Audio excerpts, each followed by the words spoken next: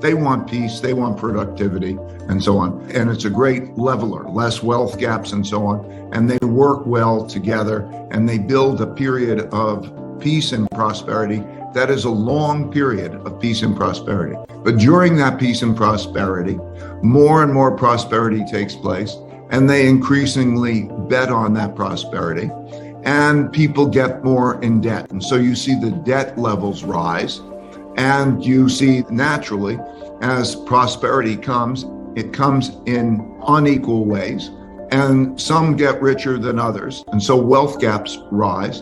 And then those wealth gaps increasingly create opportunity gaps, because the rich people have more resources to educate their children and of them the benefits.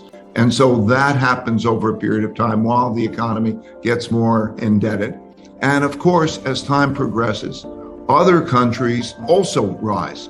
Those maybe that even lost the war, like Germany and Japan, they rebuild and they become competitors.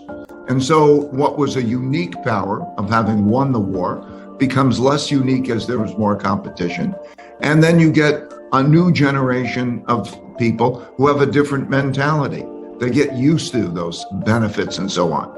And they are, let's say, less cautious in their financial behavior and so on. And so the classic ingredient also is that that country that wins the war also has the world's reserve currency, because, okay, you need a currency to transact internationally. And the winner of the war gets the world's reserve currency because everybody thinks that's the most stable, and they also want to save in it. So I think there are three big forces to keep your eye on. And when you see them in their cycle, then it's clear. First, are you earning more than you are spending? I want them to look at it as the country, but the country's nothing more than the aggregate of the people. And so when you look at those three forces, I want to make sure that they're clear and you could align them up and you could see where you are. Is the country earning more than it's spending and building savings? Or is it spending more than it is earning and creating debt? Because one man's debts are another man's assets. And when somebody is holding those assets and they're producing a lot more of that money in debt, money goes down in value as they produce it to produce that buying power. And then that gets people bad returns. It produces a higher amount of inflation. And then people get out of cash and bonds. And that produces rising interest rates while there's rising inflation. And that produces stagflation. So I want them to get the mechanics of that, because that's happening now. You could see it. This is not controversial. We are producing a lot of debt. We're spending a lot more than we're earning. And as a result, they're printing a lot of money. And with that inflation, cash is trash. You don't want to hold cash, and you get out of that. And that causes rates to rise. And that's one of those three factors. So you can see it happening. The second force is the internal conflict force, how you are with each other. Are you operating cohesively, common mission, and moving in the right direction? The system working? Or are you at each other's throats? Is the system threatened? Because history's shown when the causes that people are behind are more important to them than the system is in jeopardy. And that is a risky situation. It's a risky situation because it produces disorder, and it can produce a form of civil war. And at those times, when you have that, you see greater and greater polarity. In politics, it shows up at greater and greater populism of the left and populism of the right. And populists want to fight for their side. They're not moderates. Moderates want to work together to try to find a compromise that's best for the whole. Populists appeal to their crowd by saying, I am fighting for you. And they will fight each other. And that fight can be at the threat of the system. So in history, for example, we saw 4 democracies in the 1930s choose to become dictatorships as one side fights to the other because they become so disorderly. And we have a system right now that you could see that it is possible in elections that neither side might accept losing. And you see that the moderates leave the system. It can't be moderate. You have to pick a side and fight. And so you see this in the French Revolution. There were moderates in the early part of it, that recognizing that there were problems and wanting to work together. The moderates got guillotined. Polarity began. The same was true in the Russian Revolution. The same was true in the Chinese Revolution, the Cuban Revolution, and so on. Polarity gets greater and greater as there's a greater intensity to fight. And that is the internal piece.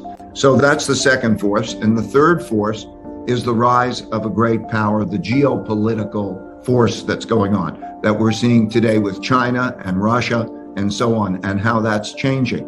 Because when the power of a country diminishes, when we get weaker financially, or how we are with each other, and so on, there are greater vulnerabilities. And there's always the competitive power that learns how to become stronger. Competition always happens. There's the establishment, and then there's the new competition. And as they get stronger in all ways, militarily and commercially, and so on. And that's the dynamic that we're seeing. The events that happened in the Ukraine, and that is bringing all this development internationally up at a little bit quicker pace.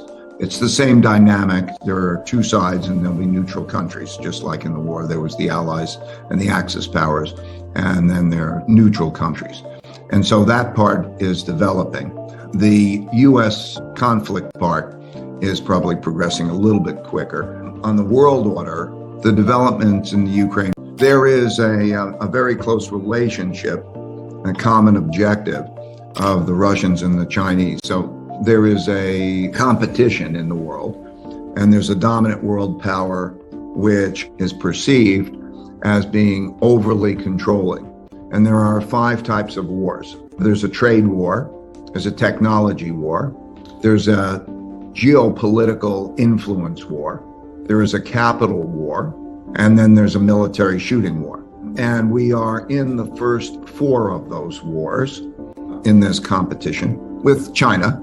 We are in a shooting war of sorts with Russia and the Ukraine. We're providing arms, and so they're shooting. And so there's a military war going on, and we're in it in our way. So we're at those particular spots. And the capital war is sanctions. We hear the notion of sanctions. And what that means is they're economic. And the way they work is to shut off, to produce economic pain by either not letting them get at their money or not letting them get to goods that they can import. And these have happened through time. In Japan, that was what set us up for the bombing of Pearl Harbor, because the United States cut off Japan's oil supply, was in the process of doing that, and also confiscated its bonds, much the same way as happening now. And that put them into a corner that led them to bomb Pearl Harbor, and then we went to a military war. So that's where we are now. And that also is risky because it threatens the value of the dollar. Because right now, debt is dollars. Any currency, the way you hold it is you hold it in the form of debt. You don't hold it just in paper.